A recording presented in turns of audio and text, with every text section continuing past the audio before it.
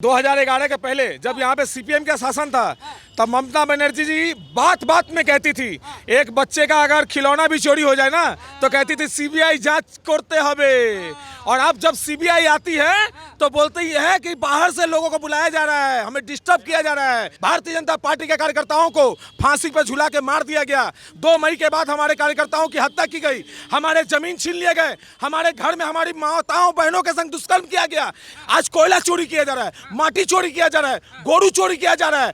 आज यहाँ पर जिस प्रकार से हर प्रकार की चोरी की गई, यहाँ तक कि राशन चोरी किया गया। जातिवाद का राजनीति पश्चिम बंगाल में चल रहा है। हिंदू मुस्लिम अलग अलग सबको बांट दिया गया है।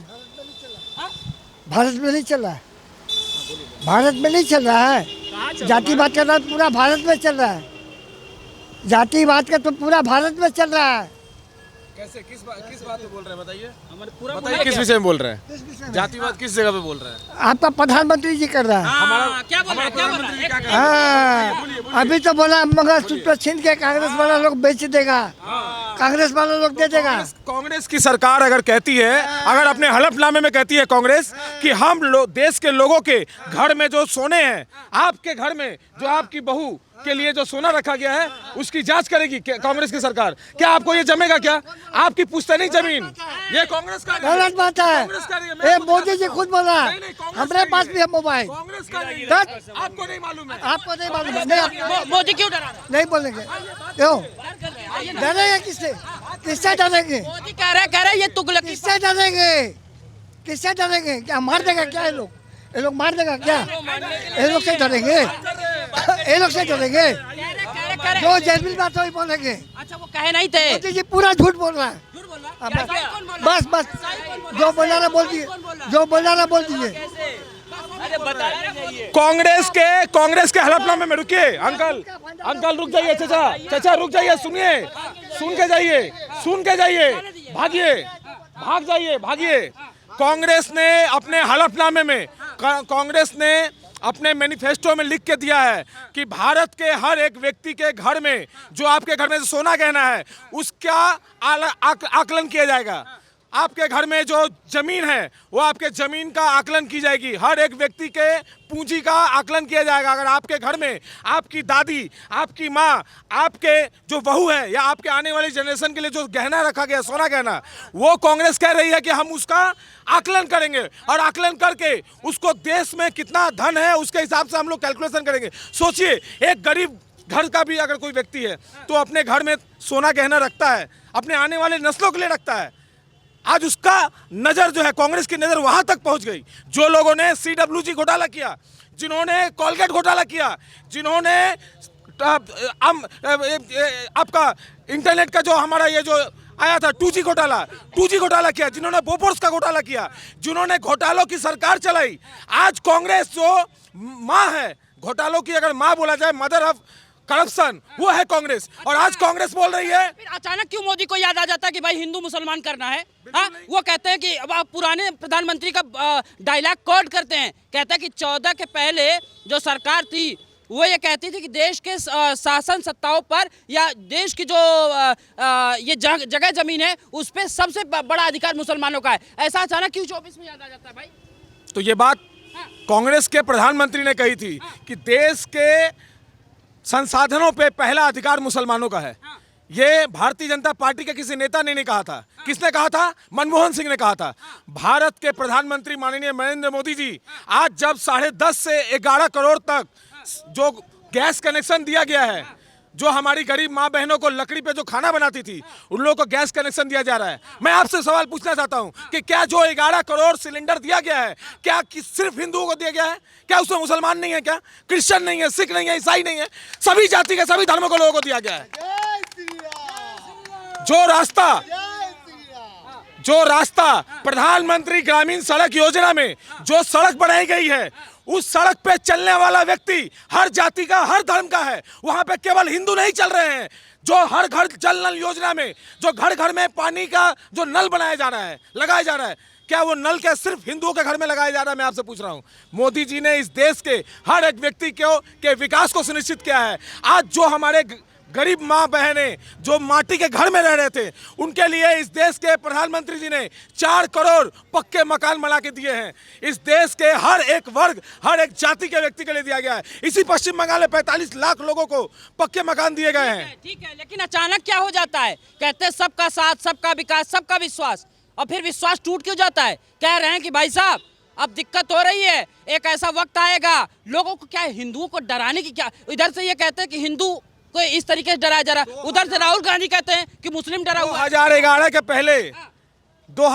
के पहले पाकिस्तान से आतंकवादी आते थे और हमारे देश में जगह जगह बम ब्लास्ट करते थे। हमारे देश में कोई भी मंदिर, कोई भी रास्ता, कोई भी बाजार, कोई भी शहर सुरक्षित नहीं था। लेकिन आज सीना ठोक के कह सकते हैं हमारे नरेंद्र मोदी जी के नेतृत्व में एक भी बम ब्लास्ट हमारे देश में नहीं हो सकता है। किसी की हिम्मत नहीं है कि बम ब्लास्ट करके दिखाए। ये हमारे देश की आंतरिक सुरक्षा को मजबूत किया है मोदी जी ने। नरेंद्र मोदी जी ने हर एक व्यक्ति के देश को सुनिश्चित किया है। मोदी सुनिए, इधर आइए। भागने के लिए क्यों भाग रहे हैं? भाग जाइए, आपको कुछ पता नहीं, आप चले जाइए। आपकी हिम्मत है तो बात करिए खड़े होकर, आइए। ये कह रहे हैं कि मोदी को दीदी यहाँ से हरा के भेजेगी बंगाल से 42 सीटों पे। हम 3 से 77 का सफर तय किया है।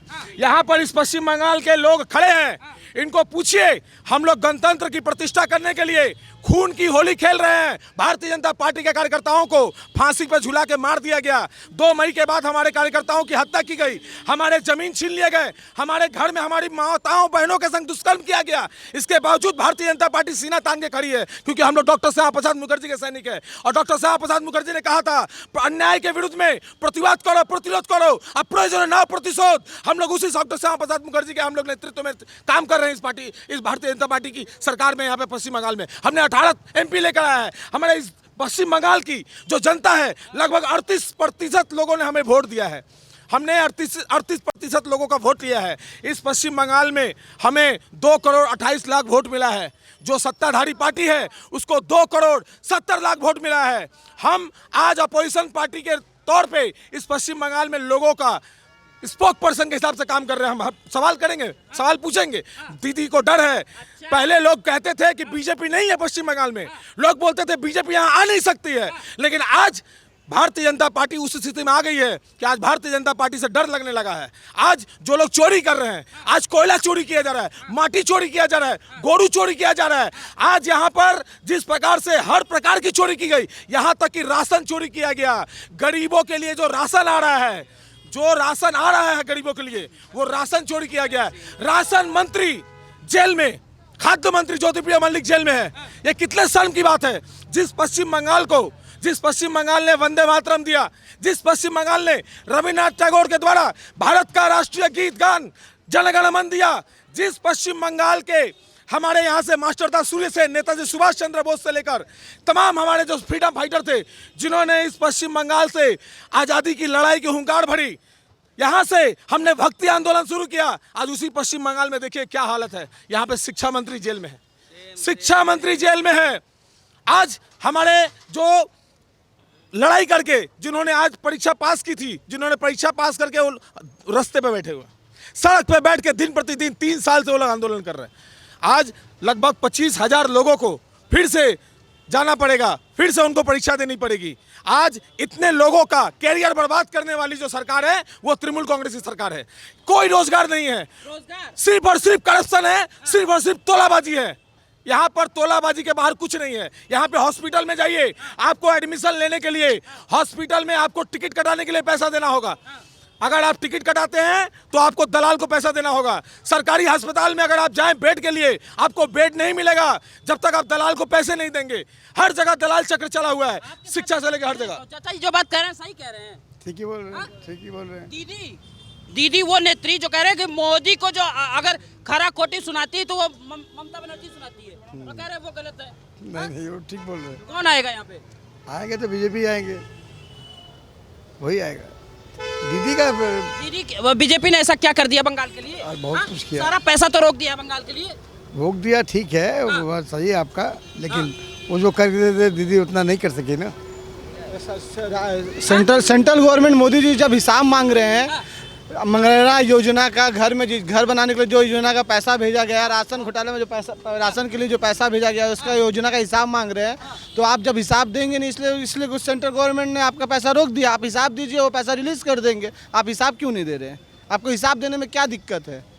आप तो सिर्फ जाएंगे दिल्ली, हम मिल के आए, इतना 60,000 करोड़ बाकी है, 35,000 करोड़ बाकी है, लेकिन जब आएंगे यहाँ पर हिसाब जब मांगेंगे दीजिए 60,000 करोड़ का, तो हिसाब ही नहीं है इनके पास में।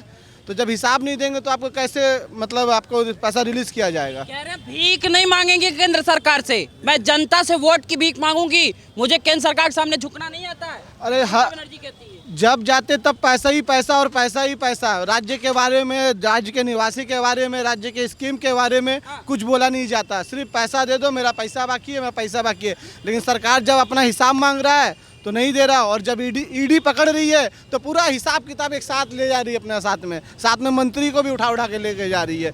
तो हिसाब वहाँ से दीदी बोल रही है कि ईडी आएगा तो हिसाब हम ईडी को देंगे। ईडी हिसाब ले रहा और जेल में लेके जा रहा साथ में। एक दिन दीदी को इतना उन्नयन हमने बंगाल में कर दिया है, एक बार मौका तो दीजिए दिल्ली बैठाने का। ममता बनर्जी जब 2011 के पहले जब यहाँ पे सीपीएम का शासन था, तब ममता बनर्जी जी बात बात में कहती थी, एक बच्चे का अगर खिलौना भी चोरी हो जाए ना तो कहती थी सीबीआई जांच करते हवे। और अब जब सीबीआई आती है तो बोलती है कि बाहर से लोगों को बुलाया जा रहा है, हमें डिस्टर्ब किया जा रहा है।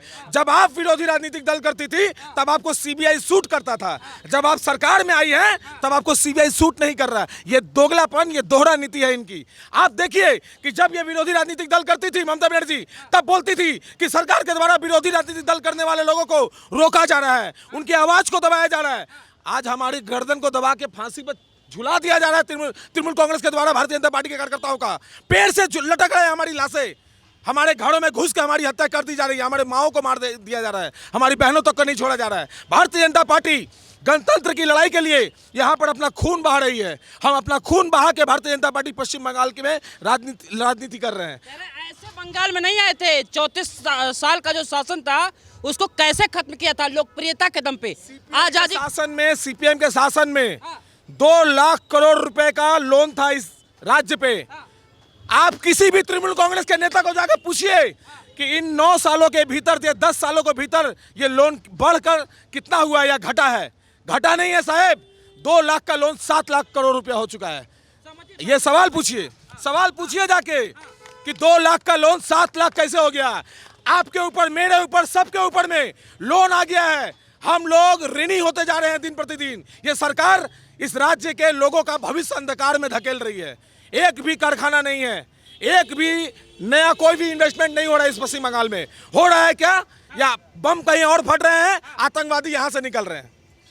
बेंगलोर में जो बम ब्लास्ट हुआ उसका मास्टरमाइंड यहां मिलता है पश्चिम बंगाल में।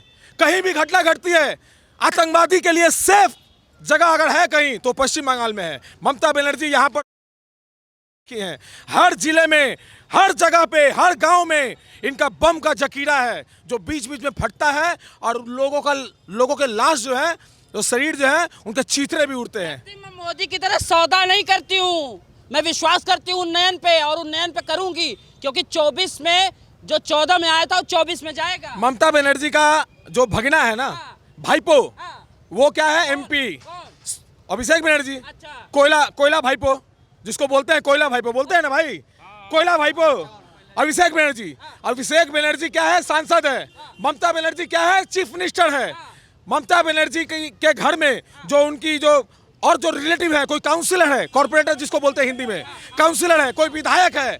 लेकिन आपसे मैं सवाल पूछना चाहता हूं, यहाँ पे जितने लोग हैं मैं उनसे सवाल पूछना चाहता हूं कि नरेंद्र मोदी के घर में कोई क्या कहीं से प्रतिनिधि है क्या? किसी को भी कहीं भी कोई पोस्ट दिया गया है? कोई एक आदमी बोल दे। देखिए मेरे बात पे यहाँ पे मंदिर में घंटा भी बजने लगा, आरती भी होने लगी, भगवान भी बोल रहा है, ईश्वर भी बोल रहा है कि सही बात बोल रहे हैं। इसीलिए लेकिन एक बात जानते हैं, उन्हीं पे एक आरोप लगता था कि मोदी का परिवार तो है नहीं, तो कहां से जानेंगे दुख दर्द और महंगाई? नहीं, परिवार तो है। मोदी जी तो आसमान से गिरे नहीं। मोदी जी के माता पिता, उनके भाई, उनकी भाभी, भतीजे भतीजी सभी हैं। लेकिन परिवारवाद के खिलाफ हम लड़ाई करते हैं।